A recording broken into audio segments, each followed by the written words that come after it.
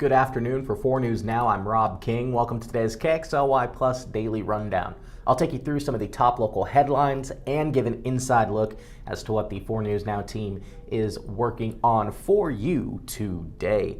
Let's start with a look outside. It's going to be hot pretty much around the region. Some areas are going to stay in the 70s, luckily, but other areas, if you can see Moses Lake, Tri-Cities, they're going to be touching 90 today, and that 90 degrees is expected to reach the Spokane Coeur d'Alene Metro by about the weekend. It's a nice start to the day, but around the 4 or 5 o'clock hours when we're expecting some thunderstorms to start to move in, we could see some hail, we could see lightning, so be aware of that as you commute home from your day at work. And those overnight storms could continue into Wednesday, though the chance is less. If it's going to happen, it's going to be today most likely. Looking ahead into the rest of the week, after that, those clouds are going to clear out and temperatures are going to rise where we could be staying in the 90s into next week. So it's a little cooler today. Try to enjoy it while you can. Let's take a look at what the team is working on today. We'll start with Natalie Grant. She's out in Moscow today, where at the Latah County Courthouse, Moscow murder suspect Brian Kohberger is expected to appear today.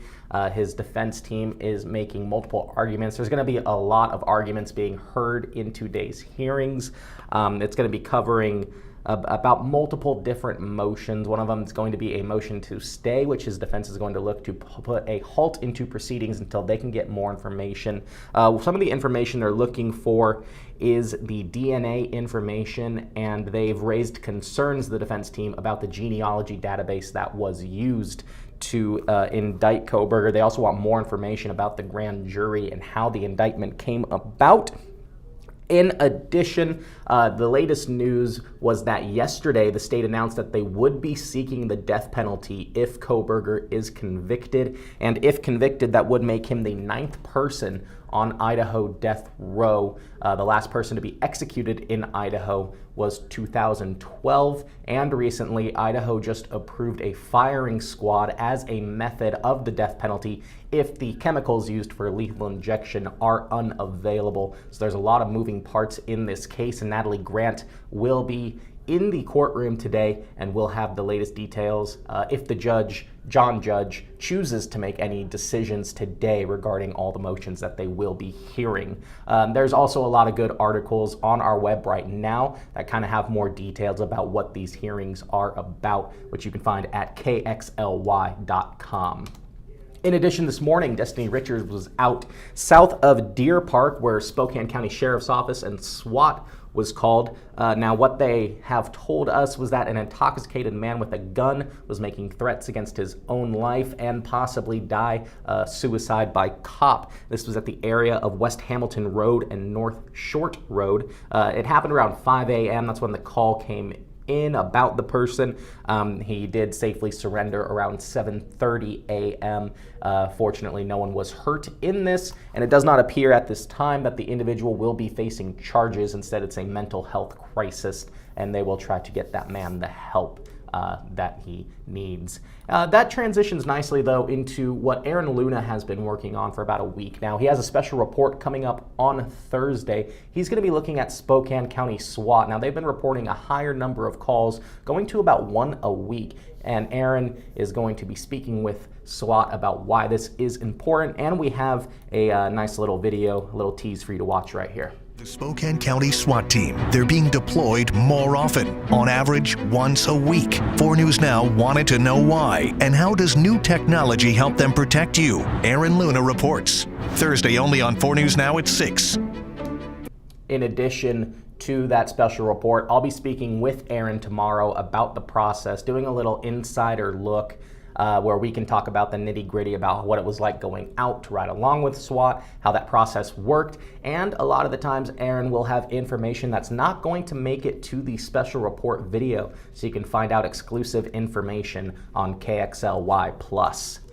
Moving on, Allison Martinez, she is taking a look at a Pride event over the weekend of Perry Pride. There were reports of white supremacists in that area of Perry Street Pride.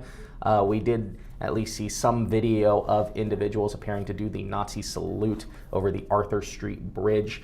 In addition, a local inclusive church reported that they had pride flags stolen from their location. So Allison is going to be investigating about what happened in that area over the weekend. Vanessa Perez, she is looking at the Central Valley School District. Now, they're reporting that due to a lack of enrollment, their funding from the state is being cut by about $2.5 million, a significant amount for the second largest school district in our area. This could lead to a cut in programs, a loss of jobs for teachers and staff. So Vanessa is reaching out to the school district to see what they are expecting now that they're not going to have that money and what could be happening moving forward.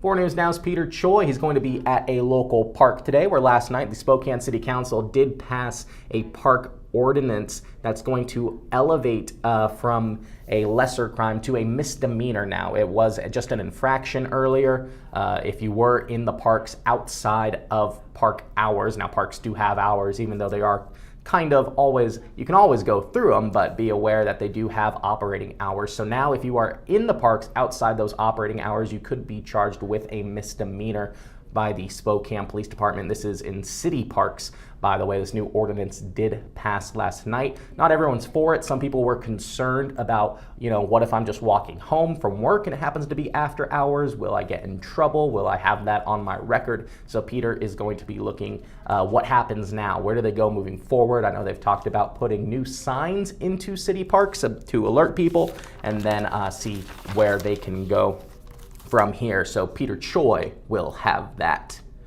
Closing out with, if you're looking for something to do with the family this evening, getting some culture, go see the final Best of Broadway show at First Interstate Center for the Arts. Aladdin premieres tonight.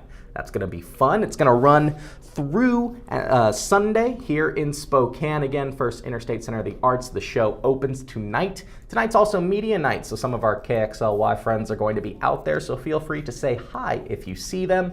Aladdin, takes the Disney movie, put it on a Broadway show. I believe the Broadway show opened in about 2014, so now it's coming here if you're looking for something fun to do. It's not just a shot-for-shot remake of the movie. There are different songs, different storylines, so it could be fun. Be sure to check that out. Again, Aladdin opens tonight. So that's all we have for today's KXLY Plus Daily Rundown. Be sure to download KXLY Plus on your connected TVs. That's Apple TV, Amazon Fire, and Roku. You can also download the 4 News Now mobile app to turn on notifications so you get the latest in breaking news in your community. Also, be sure to download the First Alert Weather app.